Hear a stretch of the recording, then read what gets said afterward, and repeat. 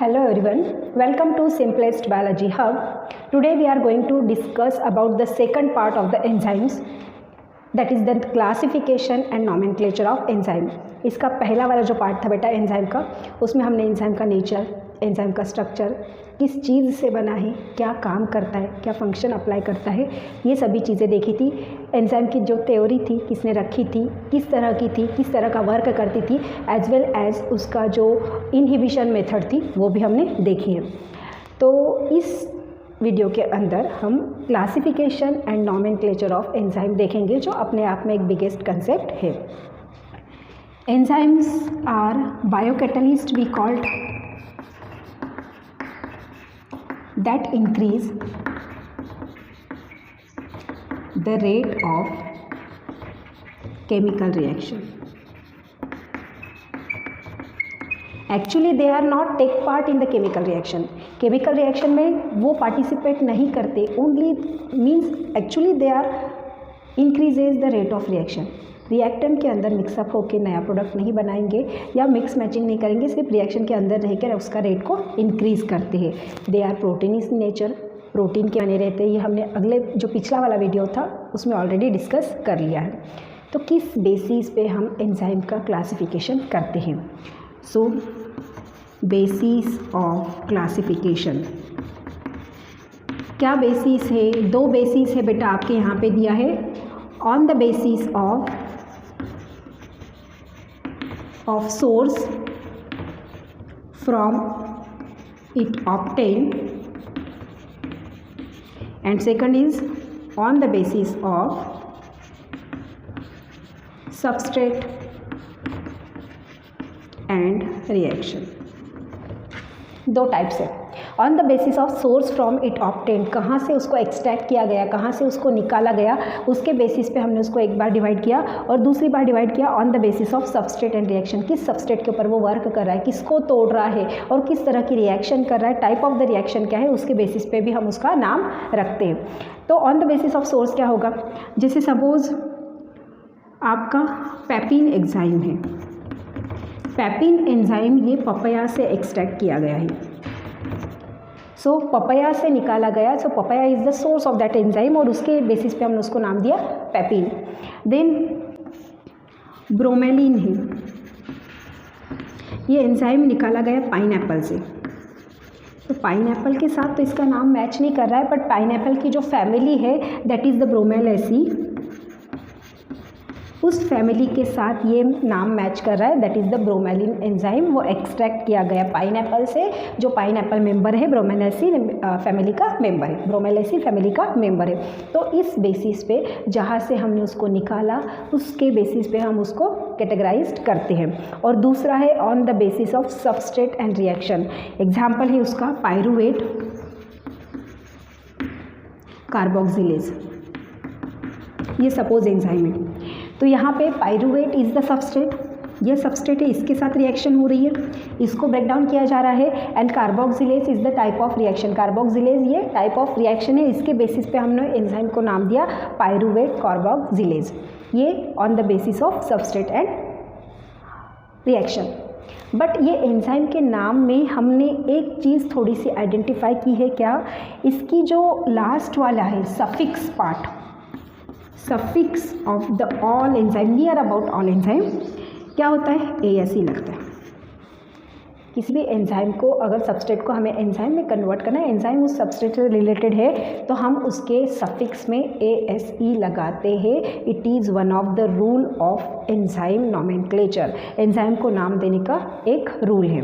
तो ये जो है हमारा जो एंशियंट समय में हम एंजाइम को नाम देते थे, क्लासिफिकेशन करते थे इसके बेसिस पे। बट जब मॉडर्न टेक्निक डेवलप हुई तो मॉडर्न टेक्निक के अंदर IUB एक कमीशन आता है बेटा, that we call the international union of biochemistry. Okay, IUB long form पूछा जाएगा, that is the IUB international union of biochemistry, इसे IUB कहा जाता है। ये एक कमिश्नरी है, एक कमीशन है जहाँ पे आपकी पूरे ऑल ओवर द जो साइंटिफिक कमीशन चलता है, साइंटिफिक ये चलता है, साइंटिफिक का आपका कमेटी चलती है, उस कमेटी के मेंबर्स के द्वारा आपके एंजाइम्स को क्लासीफाई करने की, एंजाइम को नॉमेनक्लेचर देने की एक जो प्रोसेस है उसकी डिस्कवरी किया गया था, and that process we called the enzyme commission number. उसने इस बेसिस पे उसको दिया था एंजाइम कमीशन नंबर। तो on the basis of enzyme commission number all enzymes are categorized into 6 types और दैट वी कॉल्ड 6 ग्रुप्स। उन्हें 6 ग्रुप्स में पूरे एंजाइम को रखा। कौन से है वो 6 ग्रुप्स हम देखेंगे। फर्स्ट ग्रुप है बेटा oxido reductase. Oxido reductase enzyme. Oxido reductase means यहाँ पे ऑक्सीडेशन की प्रोसेस भी हो रही है, यहाँ पे रिडक्शन की प्रोसेस भी हो रही है। ऑक्सीडेशन एंड रिडक्शन प्रोसेस में क्या होता है, ऑक्सीडेशन एंड रिडक्शन प्रोसेस में addition of hydrogen and removal of hydrogen as well as addition of oxygen and removal of oxygen, ये प्रोसेस होती है। तो इस बेसिस पे इस प्रोसेस को ऑक्सीडेशन एंड रिडक्शन प्रोसेस साथ में होंगी, तो that we call the oxido reductase enzyme के द्वारा। This is the one main classification of the nomenclature of the enzyme. But इसके अंदर सब क्लास भी आते हैं। इसके अंदर 3 सब क्लास आते हैं। एक है ऑक्सीडेज एंजाइम, डिहाइड्रोजनेज एंजाइम। देखो सबके आखिरी में बेटा ASE लग रहा है, सबके आखिरी में ASE लग रहा है। Dehydrogenase enzyme and oxidative deaminase enzyme, ये 3 सब क्लास आते हैं उसमें ऑक्सीडो रिडक्टेज के अंदर। Oxidase, dehydrogenase and oxidative deaminase enzyme. Example है साइटोक्रोम ऑक्सीडेज। साइटोक्रोम ऑक्सीडेज ये जो फोटोसिंथेसिस के रिएक्शंस में हमें हेल्प करता है वो ऑक्सीडो रिडक्टेज का एग्जांपल है। देन सेकंड जो कैटेगरी है, second group is the transferase. Transferase enzyme. Transferase trans कर रहा है, ट्रांसफ़र कर रहा है मीन्स ऑब्वियसली वो ट्रांसफरिंग का काम कर रहा है। ट्रांसफरेज एंजाइम के 2 सब क्लास आते हैं, that is the transaminase and ट्रांसफॉस्फेटेज।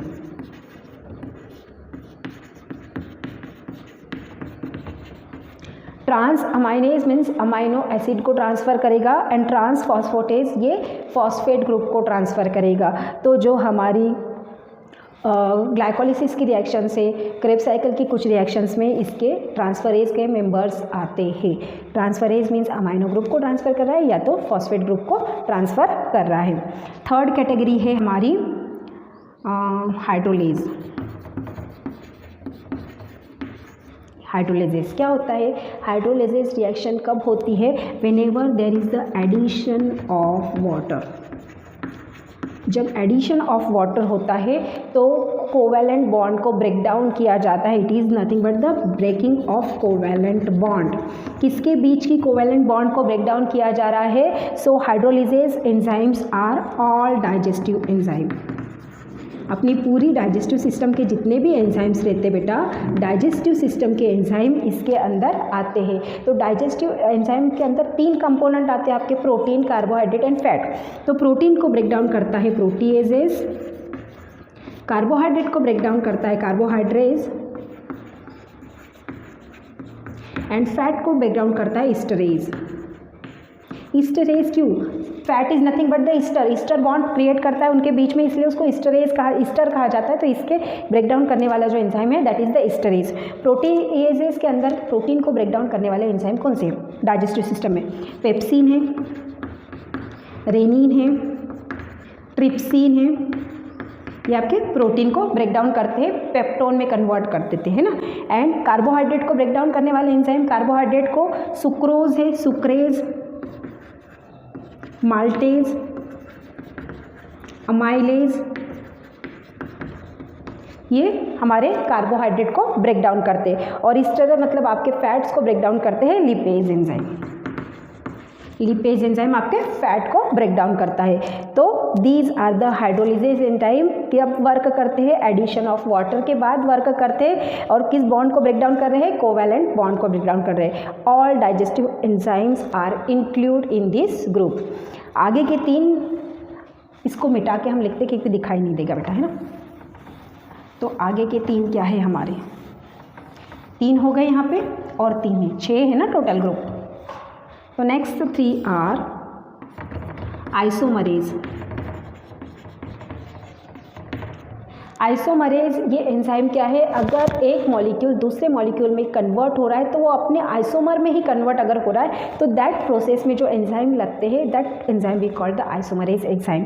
Suppose glucose 6 phosphate है, glucose 6 phosphate is converted into fructose 6 phosphate and glucose fructose क्या है बेटा, ये आइसोमर है एक दूसरे के। आइसोमर क्या होता है, सपोज इस तरह का कोई कंडीशन है, ये मैंने चौक ऐसा रखा तो ये फर्स्ट यहाँ पे लिखा और यहाँ पे सेकंड लिखा, तो ये एक चौक है जिसे मैंने ग्लूकोज पकड़ा। अब मैं चौक को उल्टा कर दी तो यहाँ पे 2 यहाँ पे है, 1 यहाँ पे है, this is the fructose. Means आपका केमिकल नेचर जो है उसमें सेम रहता है, नंबर ऑफ एटम्स सेम रहते हैं, only the arrangements of the atoms is different. Chemical structure भी सेम होगा, केमिकल फार्मूला भी सेम होगा, नंबर ऑफ एटम भी सेम होगा, बस केमिकल स्ट्रक्चर जो है उसके अंदर हल्का सा चेंजेस रहता है, थोड़ा सा चेंज रहता है, that we call the isomer. तो glucose 6 phosphate is converted into fructose 6 phosphate in presence of enzyme aldolase. तो आइसोमरेज एंजाइम सॉरी अल्डोलेज नहीं, हेक्सोकाइनेज है ना। तो हेक्सोकाइनेज एंजाइम के साथ रिडक्टेज एंजाइम के साथ ये आपका कन्वर्ट हो रहा है, glucose 6 phosphate is converted into fructose 6 phosphate, सिर्फ आइसोमराइजेशन प्रोसेस हो रही है। Next is lyase. Lyase enzyme means breaking of the bond without addition of water.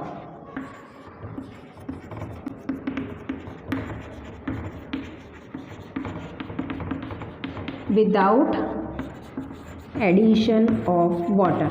तो यहाँ पे बॉन्ड कौन सी ब्रेक डाउन किए जाती है, यहाँ पे कार्बन कार्बन की बॉन्ड, कार्बन ऑक्सीजन की बॉन्ड, कार्बन नाइट्रोजन की बॉन्ड, कार्बन सल्फर की बॉन्ड एंड ऑक्सीजन झाइलिन की बॉन्ड। ये आपकी ऐसी बॉन्ड ब्रेकिंग की जाती है। सिंपल बॉन्डिंग आपकी कोवैलेंट बॉन्डिंग ही है बेटा, कोवैलेंट बॉन्डिंग को ब्रेक डाउन किया जाता है but without addition of water. Digestive enzyme में हमने देखा था कि एडिशन ऑफ वाटर से ब्रेक डाउन करते हैं, यहाँ पे वाटर के ऐड किए बिना ब्रेक डाउन किया जाता है। तो यहाँ पे सब क्लासेस आते हैं इसके, अल्डोलेज